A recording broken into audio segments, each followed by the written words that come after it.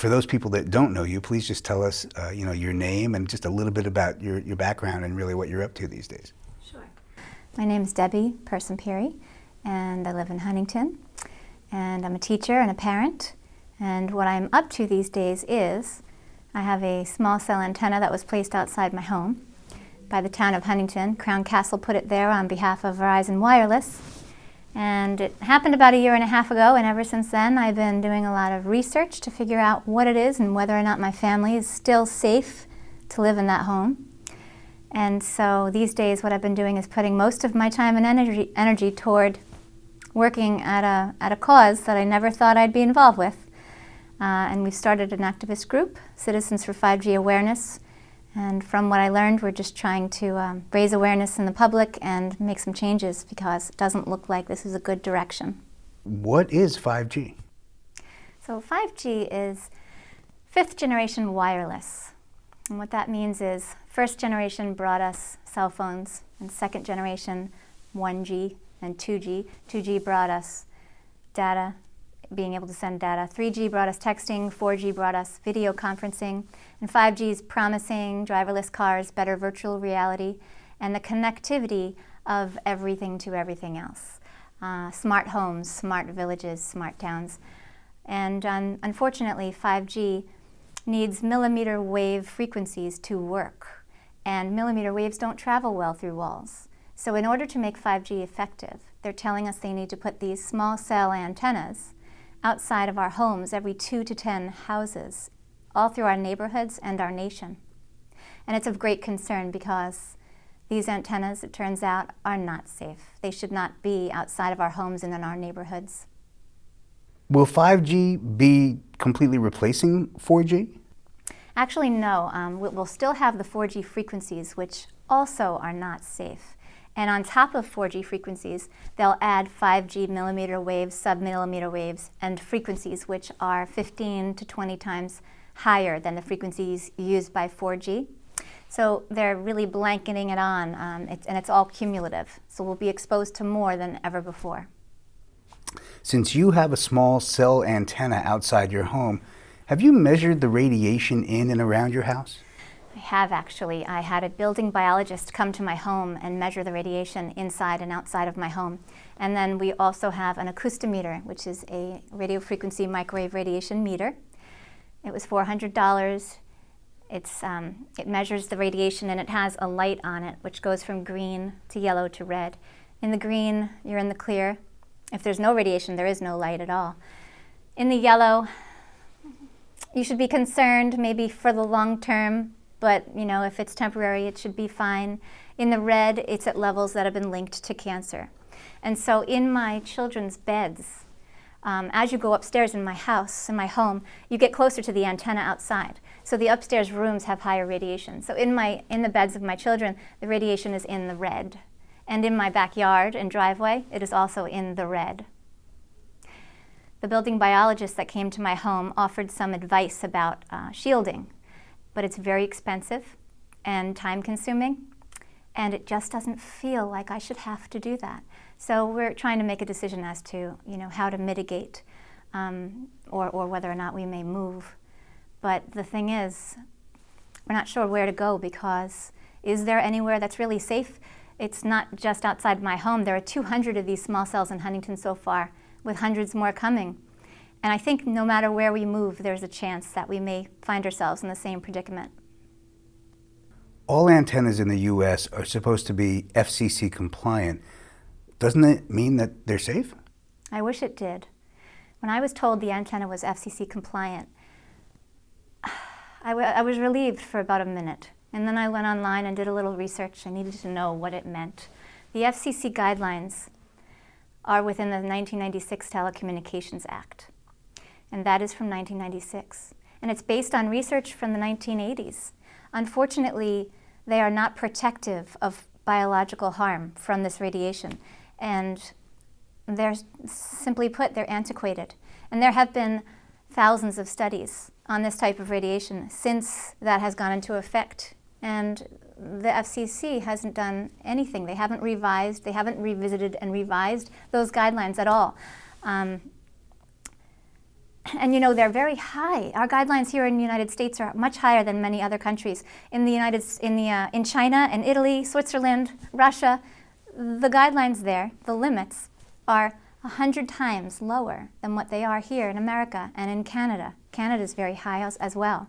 So, it's just not true that FCC compliance equals safety, unfortunately. If RF microwave radiation from wireless devices and cell antennas is not safe, why isn't this common knowledge? That's a good question. Well, the FCC is run by the commissioner, Brendan Carr. He was a wireless telecom attorney, or a telecom attorney. And then you have Ajit Pai, who chairs the FCC. He was a Verizon attorney for a couple of years before he sat in that seat where he is now. And prior to him, the FCC chairperson was Tom Wheeler. He's the one that got the ball rolling on 5G, and he was a lobbyist for the CTIA. So it looks like the fox is guarding the hen house here. And people don't know it's safe because the industry has spent $60 to $80 million a year lobbying to make sure that we don't get the truth. Because if we get the truth, we won't buy their products and we won't buy into what they're trying to sell us. And so that is why we don't get the truth. And they have more than 500 lobbyists, full-time lobbyists, the telecom industry in Washington. That's at least one for every member of Congress. Can you tell us a little bit more about some of the science? Sure. Well, in 2011, the World Health Organization classified radio frequency microwave radiation as a class 2B carcinogen, which means a possible carcinogen. Now that was 2011. Since then, we've had some impressive studies that really do show it should be reclassified now. Many scientists are saying that it should be reclassified now as a definite carcinogen. And one of those studies is the National Toxicology Program study. It was a $30 million study done by our United States government. It took place over 16 years, and the conclusion was made in 2018 that radio frequency microwave radiation at levels below the United States guidelines do cause brain cancer, heart tumors, DNA damage, and a host of other tumors as well. And then on the heels of that study, the largest study ever done to date, it's called the Ramazzini study from the Ramazzini Institute in Italy. That came out, and their levels that they tested were also below the United States guidelines. And unfortunately, they found the exact same results as the NTP study: DNA damage, brain cancer, heart tumors, and many other tumors. And so the science is solid. There are thousands of studies that show biological harm from radiation at levels much lower than what we're allowed to be exposed to in this country. With all the solid science available, can't we stop this in its tracks? Well, it's hard to believe what I'm about to tell you, but in the 1996 Telecommunications Act, there's a clause that says we are not allowed to argue placement of these antennas on the basis of environmental concerns. And the courts are reading into that as health as well. So we need to fight it. Unfortunately for now, we need to fight it using aesthetics, property values, privacy, safety concerns, and do we really need them? I think that's the argument we need to make for now until we can get our federal Congress to amend that 1996 Telecommunications Act and change that clause. Are any representatives speaking about this issue? Yes. So in Michigan, there's Senator Colbeck, Patrick Colbeck. He is speaking out. He has made testimony against 5G, and we commend him, and he really is a hero as far as I'm concerned. And then we have Senator Blumenthal in Connecticut and Congresswoman Ashew in California. They've come together and they've asked the FCC to provide evidence showing that 5G won't cause cancer. And they gave them a deadline of December 16th. This was just 2018. And so far, the FCC has ignored their request. But what we can do is we can ask our own federal government, our own federal representatives, if they will please support Blumenthal and Ashew and go ahead and write their own letter to Congress asking these same questions, because these are our representatives and we deserve, at the very least, for them to protect our health. We need them to be our advocates. Are there scientists or doctors who are speaking out about this? Well, actually, there's something called the 5G Space Appeal and the 5G International Appeal. And these are documents put forth by and signed by over 250 expert scientists and doctors who are very concerned about the studies, the science, and the fact that everyone is an experiment at this point. And they're asking for a moratorium on the increasing amounts of EMFs and 5G. Is there a solution, and if so, what is it? So we need to focus on wired technology because everyone wants technology. I love technology too.